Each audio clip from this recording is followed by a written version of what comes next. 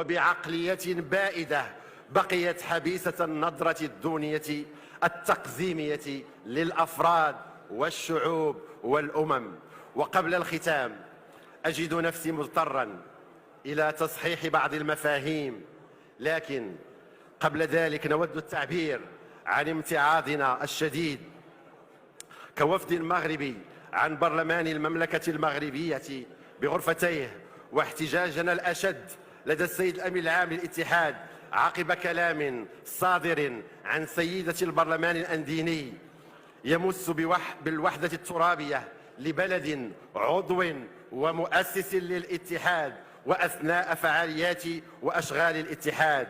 والسيدة ليست عضوة في الاتحاد، مجرد ضيفة ولا تربطها أي علاقة بالتعاون الإسلامي، وهو ما نعتبره السيد الأمين العام المحترم خرقا سافرا لأهداف الاتحاد والتقيد بميثاقه، وزيغا عن فلسفة تنشئته ومراميه، وهدرا لحقوق الدول الأعضاء داخل الاتحاد، ومسا بكرامتهم وخدشا لحيائهم، وحطا من وقار وهيبة فضاء الدول الإسلامية من خلال السماح لأفراد لا علاقة لهم لا بالعروبة ولا بالإسلام، فقط لهم علاقة وطيدة بزرع البلبلة وتسميم الأجواء الأخوية بين الأشقاء بالتدخل في شؤون داخلية بين أبناء الوطن الواحد.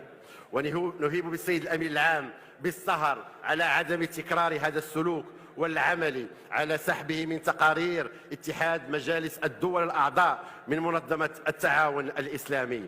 فالمغرب كما الجزائر الشقيقة عانى من نير الاستعمار ونير الإمبريالية، وكان كفاحهما مشترك من أجل الحرية. وحصل المغرب على استقلاله منذ منتصف الخمسينيات، ومنذ ذلك الحين وهو ورث للبناء واستكمال لوحدته الترابية. لذلك وجب التمييز لمن اختلطت عليه المفاهيم بين المستعمر المعمر الطامع في الأرض والمجزئ لها، وصاحب الأرض الذي يسعى للذود عنها والحفاظ على إرث الأجداد من خلالها. ولإخواني في الجزائر الشقيقة أقول: هل كان لا بد للسماح بتعكير هذا الجو الأخوي لبلد جار وأخ شقيق يحل ضيفا بين إخوانه وأخواته بعد حفاوة اللقاء وحرارة العناق وكرم الضيافة؟ لا أعتقد أخوتي أن ذلك كان ضروريا.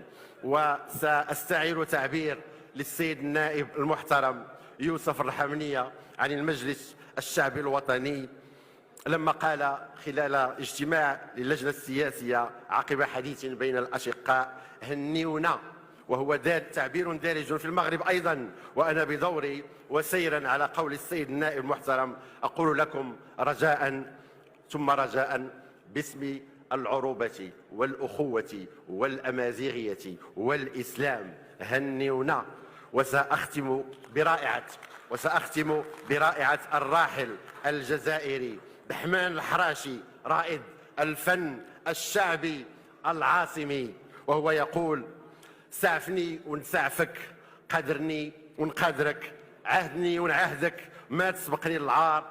الله يخلينا أحباب طول الدهر والأيام، والله ينجينا من العيوب والجار. حبيب الجار، كل متمنياتي.